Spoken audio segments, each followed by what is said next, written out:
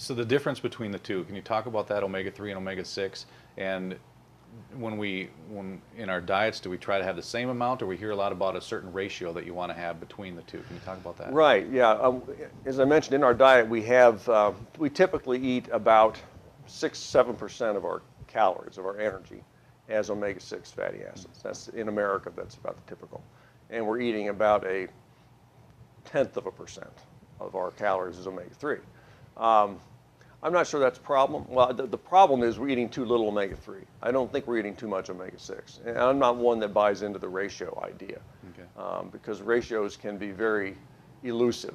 I mean, you can have a very large intake of both omega-6 and omega-3, or a very, very small intake of omega-6 and omega-3, and have the same ratio. And so aiming for a ratio, to me, is ill-advised. What I think people need to do is to get more of the long chain, the fish oil omega-3s in their diet, period, end of story. It's a very simple message. I don't think we need to reduce our omega-6, because I think actually if we do that, it will be to our detriment. That's the evidence that I've been part of the American Heart Association, and we've been looking at this omega-6 question.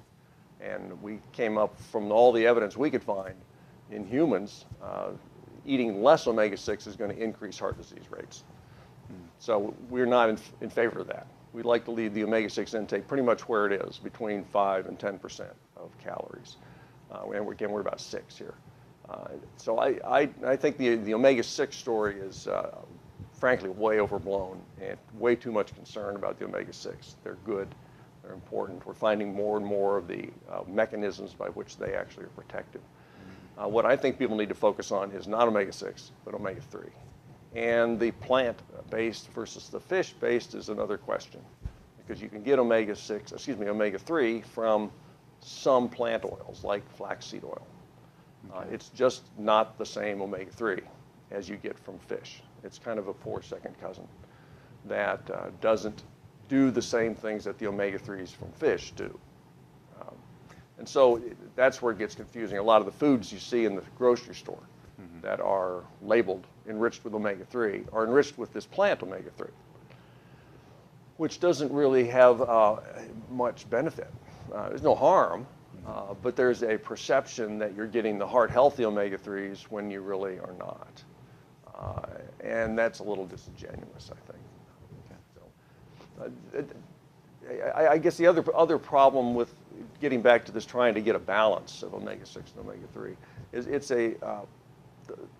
one of the difficulties of that is the presumption that the omega-6 are bad. You always want, if you're going to do a ratio or a balance of things, you're usually balancing a bad thing with a good thing. Well, you got two good things.